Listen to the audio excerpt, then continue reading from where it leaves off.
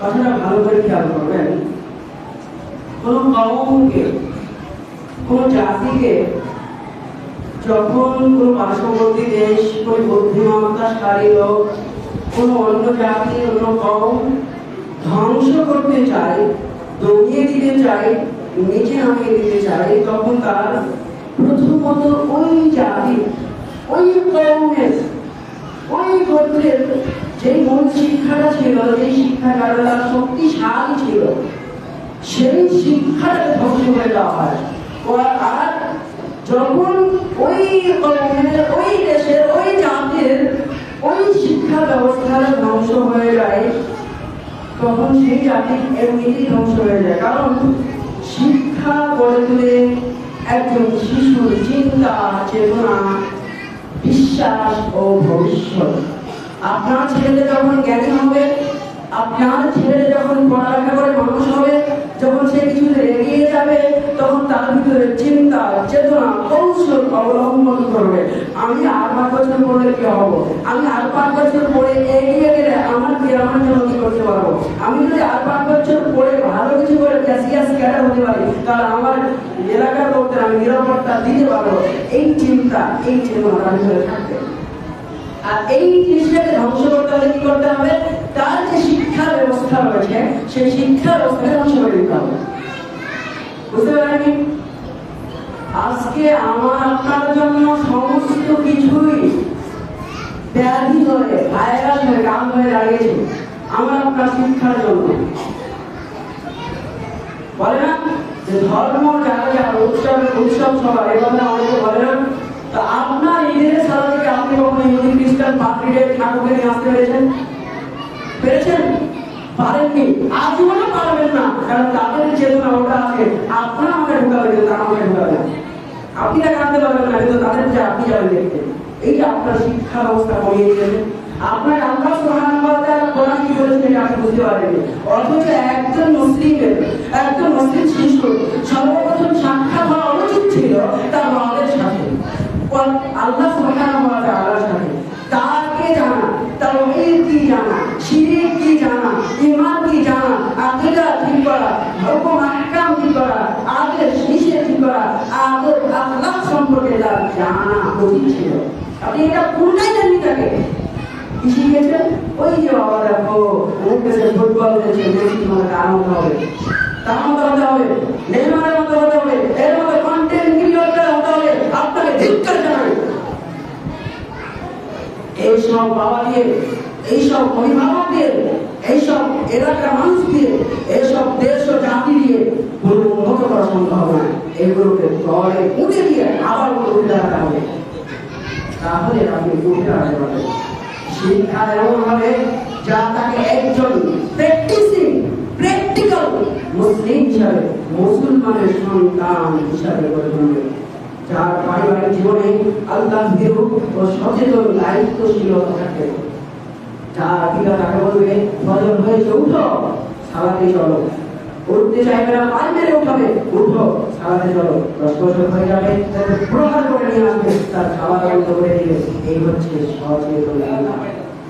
এর সন্তান একদিন জাতির ভবিষ্যতের মুখে দাঁড়াবে যদি সে ইসলামী শিক্ষায়, দ্বীনি শিক্ষায়, যে আল্লাহ সুবহানাহু ওয়া তাআলা বলেছেন ইকরা বিসমি রাব্বিকাল্লাযী খালাক, পড়ো তোমার প্রভুর নামে যিনি তোমাকে সৃষ্টি করেছেন, সেই রবের সাথে যদি কেউ তার সন্তানকে সাক্ষাৎ করিয়ে দিতে পারে, তার রবকে জিনিয়ে দিতে পারে, তাহলে ওই সন্তানের ভবিষ্যৎ গড়বেই করবে ইনশাআল্লাহ। সেই সন্তানের দেশের মাটির জন্য, এলাকার মাটির জন্য তার অন্তরে ভালোবাসা থাকবে, এটাই চূড়ান্ত।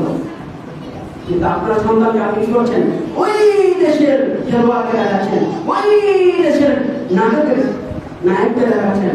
আপনার ছেলে তো তার অনুকরণ করে আপনাকে বৃদ্ধাশ্রমে রেখে আসবে। সেটা দেখতে পাচ্ছেন যে তার বাবাকে রাখতে রেখে আসছে, তার কারণ কি? তার বাবা তাকে বিপদের সময় রেখে।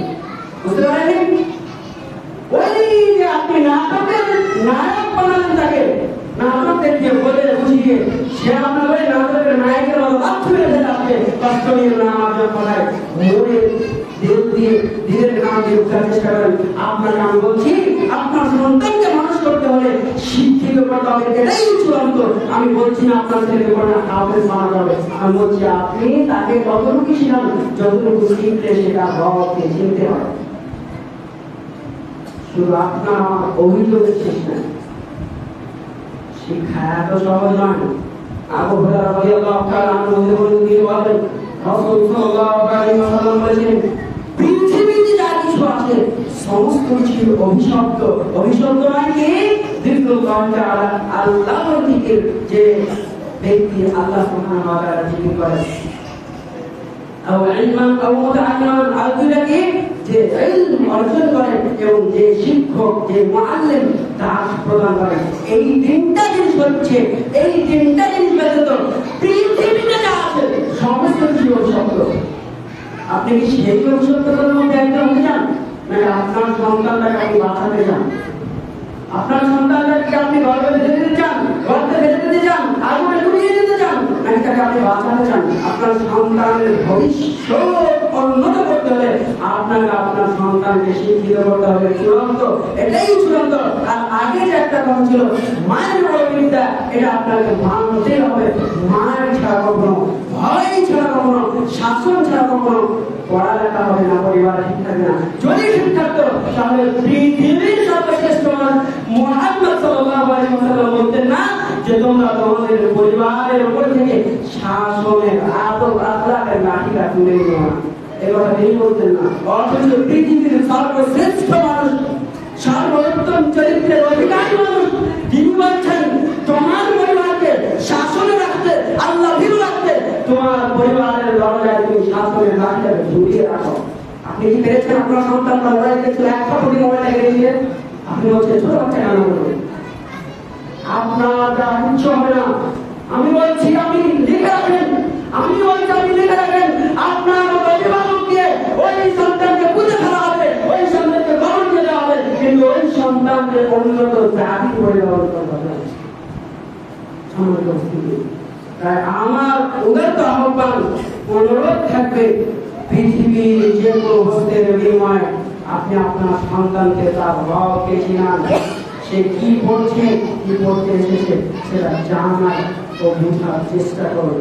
আপনি নিজে হয়তো পড়তে পারেননি, কিন্তু আপনার সন্তানের ভবিষ্যৎটা আপনি নষ্ট করবেন না। আমাদের আপনাকে অভিজ্ঞতা করতে হবে, আর আপনার সন্তানকে পড়বেই পড়বে, পৃথিবীতেও সে আপনাকে খেতে দেবে না। লিখে রাখেন। যাই হোক, আজকে আমার সংক্ষিপ্ত আলোচনা এখানে শেষ করছি। তারপরেও যদি আমার পড়া কথায় কোনো কষ্ট হয়ে থাকেন, অবশ্যই আমাদের আমাদের সমাজ দৃষ্টিতে দেখবেন। আমি খুব ছোট মানুষ, কিন্তু আমি খুব পড়া পেয়ে যাই মানুষ। আমার কথায় কষ্ট হয়ে আমাকে নিজের ছেলে মনে করে, নিজের ছোট ভাই মনে করে, নিজের নাতিপোতা মনে করে ক্ষমা করে, ক্ষমা দৃষ্টিতে দেখবেন। কিন্তু আমি বলছিলাম আমার আপনার সাথে কোনো সম্পত্তির লেনদেন নেই, আমার আপনার সাথে আমার পিতা মাতার কোনো সম্পর্ক নেই, নচেত আপনার ছেলেকে একবার মারার জন্য আপনি আসবেন না, এটাই আমার উদারত আহ্বান। আপনার ছেলেকে আমি কোনো টাকা পাওয়ার জন্য মারিনি।